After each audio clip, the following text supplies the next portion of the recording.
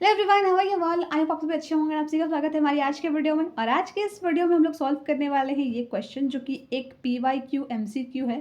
तो यहाँ पर हम समझेंगे कि इस क्वेश्चन को सॉल्व कैसे करें। तो सबसे पहले हमें यहाँ पर क्वेश्चन में ये साइन देखकर समझ जाना है कि इस क्वेश्चन में इंटीग्रेशन करना है। ओके, तो यहाँ पर एक आपका एक गिवन इक्वेशन है एंड इसको हमें इंटीग्रेट करना है विद रिस्पेक्ट टू dx। अब क्वेश्चन हमने पढ़ना है कि e की पावर x इंटू में 1 minus cot x plus cos x square x. तो अगर आपने अभी तक यहाँ क्वेश्चन पढ़ लिया है तो आप पहले खुद से सोचिए कि यहाँ पर कौन सा मेथड लगेगा या क्या क्या तरीके आप यूज़ कर सकते हैं, एंड उसके बाद ही आप वीडियो को अगेन देखिएगा ताकि आपका खुद का भी सोल्यूशन आप कर पाएँ और आपको भी एक नॉलेज मिल पाए कि हाँ, इस तरीके से क्वेश्चन को अप्रोच करते हैं। आई होप आपने कर लिया होगा। तो अभी यहाँ पर हम लोग सोल्यूशन डिस्कस कर लेते हैं। तो यहाँ पर आप साइड में कुछ एक चीज़ें लिखी हुई देख रहे हैं, तो ये एक प्रॉपर्टी है जिसकी हेल्प से हम लोग इस क्वेश्चन को करेंगे। ऐसे क्वेश्चंस हमने पहले भी किए हुए हैं बट ये डिफरेंट क्वेश्चन है, इसलिए आज इसको इस वीडियो में हम लोग डिस्कस कर रहे हैं। तो प्रॉपर्टी क्या है कि e की पावर x होनी चाहिए आपके क्वेश्चन में, और इनटू में f of x plus f dash x is equals to e की power f x plus c. मतलब क्या हुआ इसका कि आपका जो भी इंटीग्रेशन का क्वेश्चन होगा वहाँ पर e की पावर x होना चाहिए, यहाँ पर e की पावर 2x नहीं होगा। आपको बस एक बात याद रखनी है कि e की पावर x यानी x आपका सिंगुलर होना चाहिए, यहाँ पर कोई कांस्टेंट टर्म ऊपर में मल्टीप्लाई नहीं होना चाहिए। अगर होगा तो आप उसको चेंज करेंगे टू दिस, क्योंकि ये प्रॉपर्टी स्टैंडर्ड है ना, आपको इसको फॉलो करके चलना है। इनटू में आपका एफ एक्स यानी कोई भी एक टर्म होना चाहिए, प्लस साथ में उसी टर्म का आपका डिफरेंशिएशन वैल्यू होना चाहिए।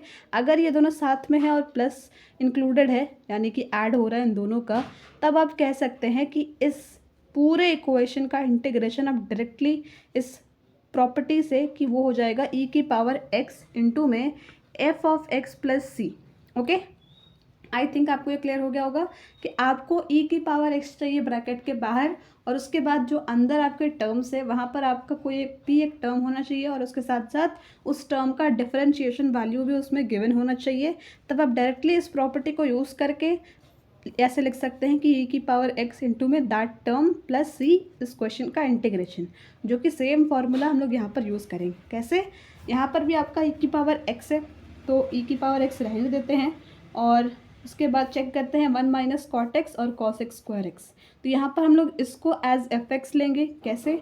पहले इसको हम लोग स्टार्ट नहीं करेंगे, पहले आप थोड़ा समझ लीजिए कि कैसे ये प्रॉपर्टी में ये एप्लीकेबल होगा। तो 1 माइनस कॉट एक्स है, हमने इसको ले लिया है एफ एक्स। आपको इतना लिखना नहीं है, आप डायरेक्ट यहाँ पर अपना आंसर लिख सकते हैं इस प्रॉपर्टी को लिखकर, बट मैं आपको समझाने के लिए लिख रही हूँ। एंड दैट इज़ दिस कि एफ एक्स हमने ले लिया है इसको।